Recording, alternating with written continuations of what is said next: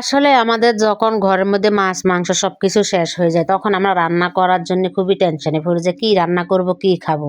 ঠিক তেমনই আজকে আমার সাথে সেরকমই হয়েছে। তবে নাই বলতে ভুল হবে, আমার ফ্রিজে মাছ আছে।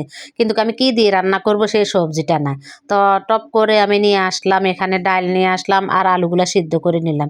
আসলে আমাদের মাথায় বুদ্ধি বেশিরভাগ আসে ডাল, আলুর ভর্তা এই ২ টা জিনিসে সহজ রান্না উপায় এই ২ টাই মাথায় চলে আসে। তাই আমরা টপ করে এই কাজগুলাই করে থাকি।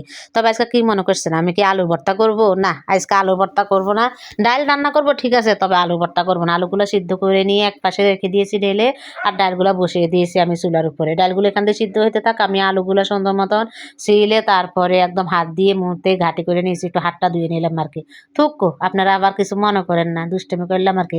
হাত ধুই নাই, হাতটা একটু নাড়াচাড়া করে তারপর আলুটা ঘাঁটে দিয়েছি। তো আপনারা কিন্তু কি দেখলেন আমি আলুটাকে একদম ঘাঁটি করি নাই। একটু গোটা, গোটা রেখেছি যাতে মুখে পড়লে ভালো লাগে। আর এখান দিয়ে মসলাটাকেও আমি ভালো করে কষিয়ে নিয়েছি।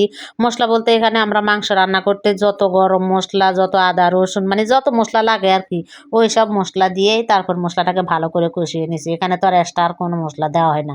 তো আমি এক্সট্রা বলতে একটা টমেটো দিয়েছি। আপনারা চাইলে দিবেন, না চাইলে না দিবেন। টমেটো দিলে কিন্তু অন্যরকম একটা মজা লাগে আরকি। তো আমরা কিন্তু কি সহজ সরল আলু ভর্তা ডাল না করে ডালটাও রান্না করেছি। আমি এখান দিয়ে একটু ঘাঁটি করতেছি ডিম দিয়ে। আসলে সবসময় তো আমরা সোজা পথেই চলি। মানে সোজা কাজটা করতেই ভালোবাসি।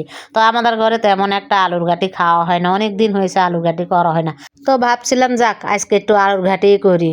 তো আজকে ডিম দিয়ে একটু আলুর ঘাঁটি করেছি। ডিমটাকে পেঁয়াজ দিয়ে সুন্দর করে ভেজে নিয়েছি। ভেজে একপাশে রেখে দিয়েছি। আর এখান দিয়ে আমি মসলাটা কিন্তু কি ভালো করে কষিয়ে তারপর আলুটা দিয়ে দিয়েছি। দিয়ে আলুটাকেও কিন্তু কি ভালো করে ৫ মিনিটের মতন আমি উল্টে পাল্টে কষিয়ে নিয়েছি। মানে যত কষাবেন আপনার কাছে তরকারি ততটাই কিন্তু কি ভালো লাগে। যে যতক্ষণ কষাবেন। আমার কাছে কিন্তু কি কষানোর মধ্যে কিন্তু কি আসল মজাটা লাগে। তো মানে আসল টেস্টটা আসে। তো কষিয়ে তারপর পানি দিয়ে ঢাকনা দিয়ে রাখলাম। বলক উঠার পরে তারপরে আমি ভাজা ডিমগুলা ঢেলে দিয়েছি। এবার আমি ৫ মিনিটের মতো ঢাকনাটা দিয়ে দিব। আসলে ঢাকনাটা দেওয়া তোলা এগুলা কিন্তু আমি অত ভিডিওতে নিয়ে আসি না। মাঝের মধ্যে স্কিপ হয়ে যায়। আর এতক্ষণ যদি উল্টে পাল্টে নাড়াচাড়া করার ভিডিও যদি আপনাদের সাথে শেয়ার করি তো ভিডিওটা কিন্তু কি ৫-৬ মিনিটের হয়ে যাবে।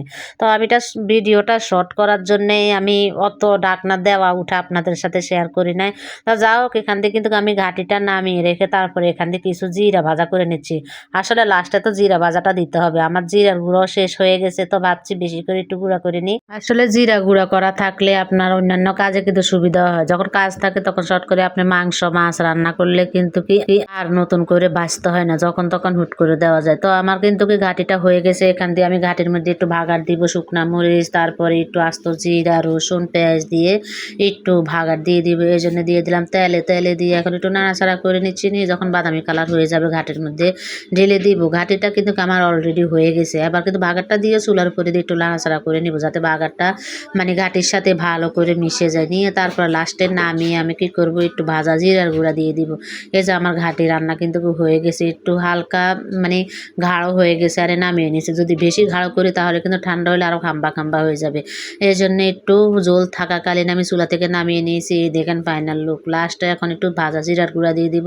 তাহলেও হয়ে গেল আমার কিন্তু কি আলুর ঘাটি রান্না। তো থামেন চলে যায় না, এখনো কিন্তু কি আছে বাকি। কি দিয়ে খাওয়া দাওয়া করছে সেটা দেখবেন না।